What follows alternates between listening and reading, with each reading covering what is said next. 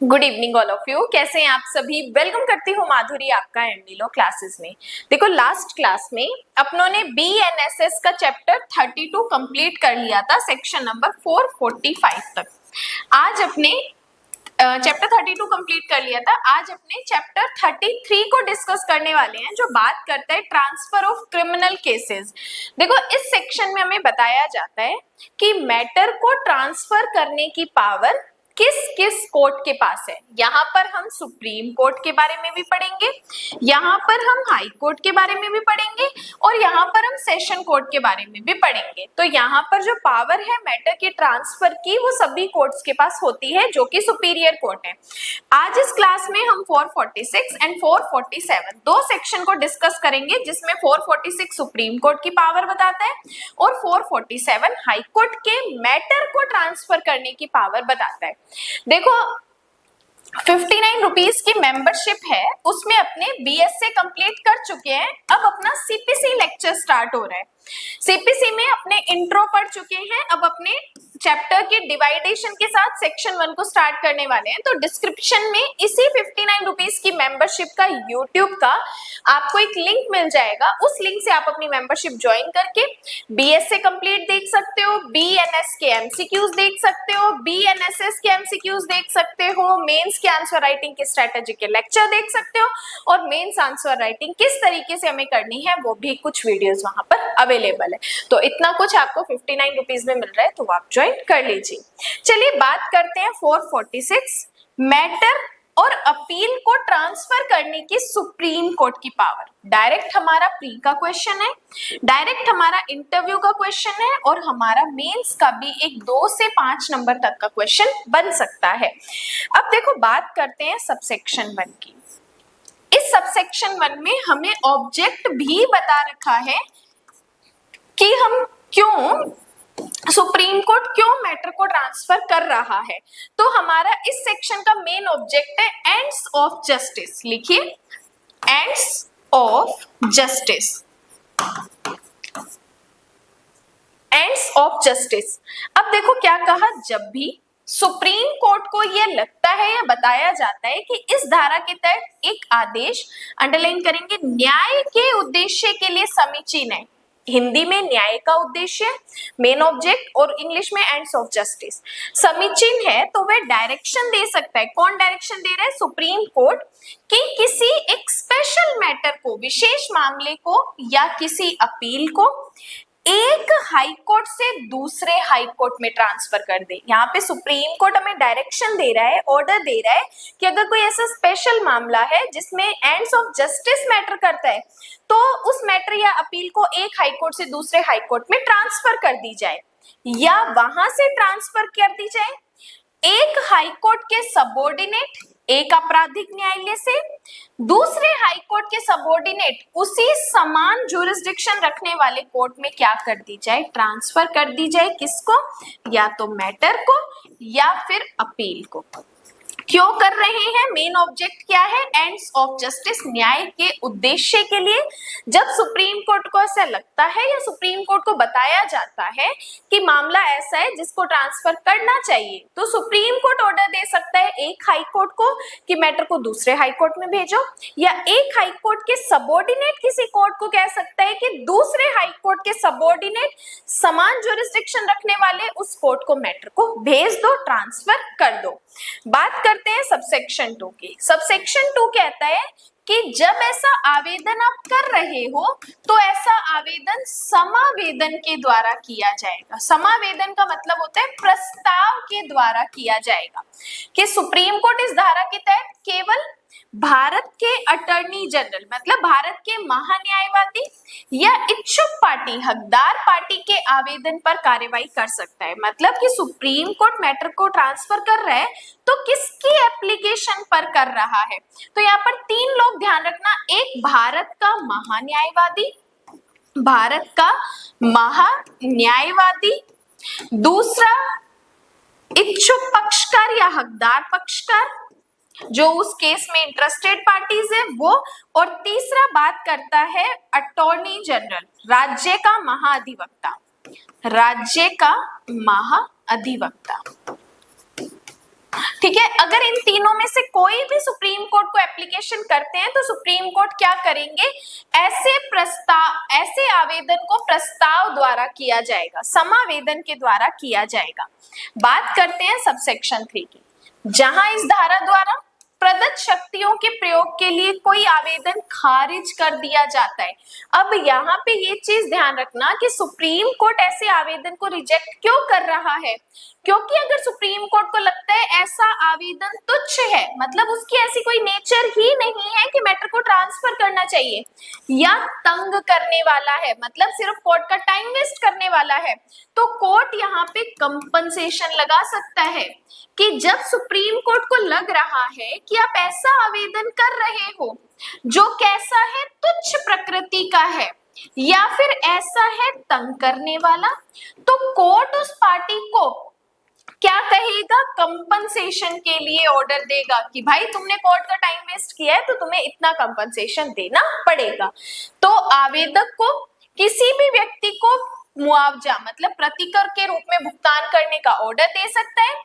आवेदन की इतनी राशि का विरोध जितनी वे मामले की परिस्थितियों में ठीक समझे, मतलब कोर्ट जो कंपनसेशन लगा रहा है वो कितना लगाएगा, जितना कोर्ट को उचित लगता है, सफिशिएंट लगता है, उतना सुप्रीम कोर्ट क्या कर सकता है, कंपनसेशन लगा सकता है।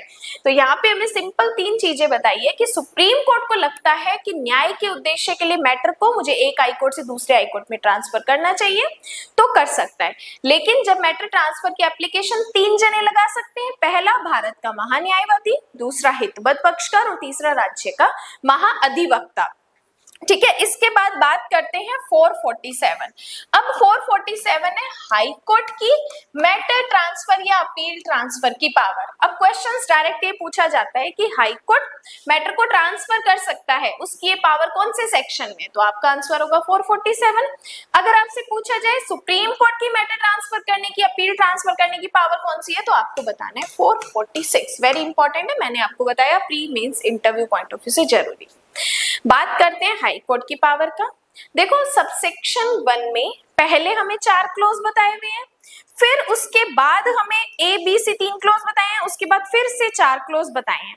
अब इस सेक्शन में हमें क्या बताया है कि जब हाई कोर्ट को ऐसा लगता है कि मैटर को ट्रांसफर करना चाहिए, किस लिए करना चाहिए वो भी ध्यान से सुनना, कि जब कभी हाई कोर्ट को पेश किया जाता है, बताया जाता है कि उसके सबऑर्डिनेट किसी भी क्रिमिनल कोर्ट में कोई जांच निष्पक्ष तरीके से या सुनवाई निष्पक्ष तरीके से, रिजू तरीके से, फेयर तरीके से, पक्षपात रहित, बिना भेदभाव से नहीं हो सकती, या कोर्ट को लगता है कि ऐसे कोई लौकिक क्वेश्चन भी उठ सकते हैं, या फिर हाईकोर्ट को लगता है कि इस संहिता के किसी भी प्रावधान के लिए जरूरी है कि साक्षियों की या विटनेसेस की सुविधा के लिए न्याय के उद्देश्य के लिए ऐसा करना समीचीन है, तो हाईकोर्ट हमें ऑर्डर दे सकता है। कैसा ऑर्डर, कि किसी भी अपराध या जांच की सुनवाई ऐसे कोर्ट द्वारा की जाएगी जो 197 से 205 के तहत योग्य नहीं है, लेकिन अन्य मामलों में ऐसे अपराध की जांच के लिए सक्षम है, सुनवाई कर सकते हैं, तो हाईकोर्ट ऑर्डर देगा कि भाई उसको तुम मैटर को भेज दो। या हाईकोर्ट हमें कहेगा कि ऐसा कोई विशेष मामला, अपील या मामला जो उसके अधिकारों के अधीन एक क्रिमिनल कोर्ट के समान बेहतर क्षेत्राधिकार वाले किसी अन्य क्रिमिनल कोर्ट में स्थानांतरित किया जाए, एक लोअर कोर्ट से दूसरे लोअर कोर्ट में मैटर भेजना है तो वो भी हाई कोर्ट ऑर्डर दे सकता है। तीसरा कहता है स्पेशल मामले को सुनवाई के लिए सेशन कोर्ट को सौंप दिया जाए, हाई कोर्ट कह सकता है कि भाई ये मामला है सेशन कोर्ट को भेज दो, ट्रांसफर कर दो, तब भी मैटर को सेशन कोर्ट को भेज सकेंगे। या किसी विशेष मामले या अपील को स्थानांतरित कर दिया जाए, उसके समक्ष मुकदमा चलाया जाए। तो यहाँ पे हाई कोर्ट को जब लगता है कि न्याय के उद्देश्य के लिए ऐसा जरूरी है या लॉ का ऐसा क्वेश्चन है जो उठ सकता है, तो हाई कोर्ट कहेगा कि भाई मैटर को भेज दो। किसको भेज दो, कोई भी ऐसे समान ज्यूरिसडिक्शन वाले कोर्ट को भेज दो, सेशन कोर्ट को भेज दो, समान ज्यूरिसडिक्शन वाले लोअर कोर्ट को ऐसा मैटर भेज दो।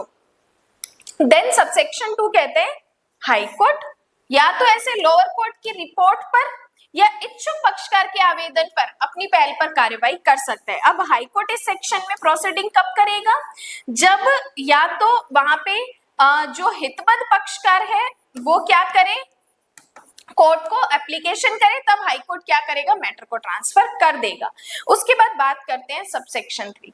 सबसेक्शन 3 कहता है कि सबसेक्शन 1 के तहत एक आदेश के लिए प्रत्येक आवेदन प्रस्ताव द्वारा किया जाएगा। अभी सुप्रीम कोर्ट में भी हमने पढ़ा था कि एप्लीकेशन होगी कैसे, तो समावेदन के द्वारा होगी, और समावेदन का मतलब होता है प्रस्ताव के द्वारा ऐसा आवेदन किया जाएगा।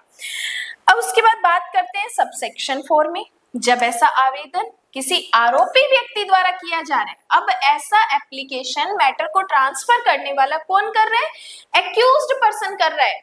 तो हाईकोर्ट उसे किसी भी मुआवजे के भुगतान के लिए एक बॉन्ड या बेल बॉन्ड एग्जीक्यूट करने का डायरेक्शन दे सकता है, जैसा सबसेक्शन 7 में बताया गया है। क्योंकि इस सेक्शन में हमें क्लियर पता चल रहा है कि ऐसे हाईकोर्ट के मैटर ट्रांसफर करने की जो एप्लीकेशन है वो एक एक्यूज्ड पर्सन भी दे सकता है। देन बात करते हैं सबसेक्शन 5। सबसेक्शन 5 कहता है ऐसा आवेदन करने वाला प्रत्येक आरोपी व्यक्ति पब्लिक प्रोसिक्यूटर को आवेदन की लिखित सूचना देगा। जब एक्यूज्ड ऐसी एप्लीकेशन कर रहा है मैटर ट्रांसफर की, तो यहाँ पे पब्लिक प्रोसिक्यूटर को भाई सूचना देनी पड़ेगी। पब्लिक प्रोसिक्यूटर को पहले सूचना देगा एक्यूज्ड, देन मैटर ट्रांसफर की एप्लीकेशन लगाई जाएगी। उसके बाद बात करते हैं कि जहां ऐसी एप्लीकेशन किसी मामले या अपील को सबऑर्डिनेट कोर्ट से ट्रांसफर करने के लिए वह हाई कोर्ट को यदि ऐसा लगता है कि न्यायिक हित में ऐसा करना आवश्यक है, तो वह ऑर्डर दे सकता है कि निपटान लंबित रहने तक आवेदन पर सबऑर्डिनेट कोर्ट में कार्यवाही पर रोक लगा दी जाए। जब हाई कोर्ट को ऐसा लगता है कि सबऑर्डिनेट कोर्ट के पास ऐसा मैटर पेंडिंग चल रहा है, तो हाई कोर्ट बोल सकता है कि भाई उस मैटर को एक बार रोक दो। हाई कोर्ट ऑर्डर दे सकता है कि भाई जो मामला पेंडिंग चल रहा है उसको आप एक बार क्या कर दो, रोक लगा दो, जब तक कि ये वाली एप्लीकेशन जो की गई है उसका सॉर्ट आउट जब तक नहीं हो जाता। उसके बाद बात करते हैं, लेकिन ये सेक्शन कहां पर अप्लाई नहीं होगा? जो कोर्ट की रिमांड देने की पावर है, सबऑर्डिनेट कोर्ट की रिमांड देने की पावर है, वहां पर ये सेक्शन, ये जो सबसेक्शन अभी अपनों ने पढ़ा अप्लाई नहीं होगा। इन्होंने कहा ना कि जो लंबित ट्रायल चल रही है, लंबित चल रहा है पेंडिंग, उसको रोक दो। तो भाई रोक तो देंगे, लेकिन कोर्ट को जो यहाँ पे कस्टडी में भेजने की पावर है वहां पर ये चीज अप्लाई नहीं होगी। उसके बाद बात करते हैं सबसेक्शन 7 कि जब कोर्ट को लगता है कि मैटर ऐसा है तंग करने वाला, तुच्छ प्रकृति का है, तो कोर्ट यहाँ पे क्या कर सकता है? कंपनसेशन दे सकता है। कंपनसेशन के लिए कह सकता है, जब कोर्ट के पास आपने ऐसा एप्लीकेशन किया मैटर ट्रांसफर का, अपील ट्रांसफर का, तब अगर कोर्ट को लगता है कि आपने कोर्ट का टाइम वेस्ट करने के लिए ऐसा एप्लीकेशन दिया है, तो कोर्ट यहाँ पे क्या कर सकता है? आपके ऊपर कंपनसेशन भी इम्पोज कर सकता है, आपको प्रतिकर देने के लिए कह सकता है। सबसेक्शन 8 कहता है जब हाई कोर्ट सबसेक्शन 1 के तहत ऑर्डर देता है किसी भी मामले को किसी कोर्ट के समक्ष सुनवाई के लिए ट्रांसफर करना, तो वह ऐसे परीक्षण में उसी प्रक्रिया का पालन करेगा जो उस कोर्ट द्वारा देखी जाती है या मामले को ट्रांसफर की जाती है। मतलब जिस कोर्ट में हम मैटर को ट्रांसफर कर रहे हैं, तो वो कोर्ट अपना ही प्रोसीजर फॉलो करेगा, जो उसका अपना, जिस कोर्ट को मैटर भेज रहे हैं वो सामने वाला कोर्ट अपना ही प्रोसीजर फॉलो करेगा। देन बात करते हैं सबसेक्शन 9 की, कि सबसेक्शन 9 कहता है कि यह धारा कहां पर लागू नहीं होती। लिखो, यह धारा कहां पर लागू नहीं होती। तो ये सेक्शन 218 पर अपना इफेक्ट नहीं डालता, 218 का अपना प्रोसीजर चलता रहेगा, ये सेक्शन वहां पर अपना इफेक्ट नहीं डालेगा। तो ये दो सेक्शन 446 एंड 447 अपनों ने डिस्कस किया है, जो बात करता है supreme court and high court के मैटर ट्रांसफर की पावर। इसके बाद बात करेंगे नेक्स्ट क्लास में 448 मामलों और अपीलों को ट्रांसफर करने की सेशन कोर्ट की पावर। देखो, मैंने आपको कहा कि सेशन कोर्ट के पास भी पावर होती है मैटर को ट्रांसफर करने की, हाई कोर्ट के पास होती है और सुप्रीम कोर्ट के पास भी होती है। तो बाकी के इसी चैप्टर 33 के सेक्शंस को हम नेक्स्ट क्लास में डिस्कस करेंगे। क्लास हेल्पफुल लगी है तो फटाफट लाइक कर देना, और 59 रुपीज की मेंबरशिप ज्वाइन करके आप मुझे व्हाट्सएप पे स्क्रीनशॉट सेंड कर सकते हैं। देन मैं आपको व्हाट्सएप जो मेंबरशिप वाला ग्रुप है उसमें आपको ऐड कर दूंगी। इसके अलावा अगर आप एमबीलो क्लासेस के पेड बैचेस ज्वाइन करना चाहते हैं, तो देन आप पेड बैचेस के लिए मुझे व्हाट्सएप पे यहाँ पे डिस्क्रिप्शन में नंबर दिया होगा, उससे आप मुझे कॉन्टेक्ट कर सकते हैं। बाकी आज के लिए धन्यवाद।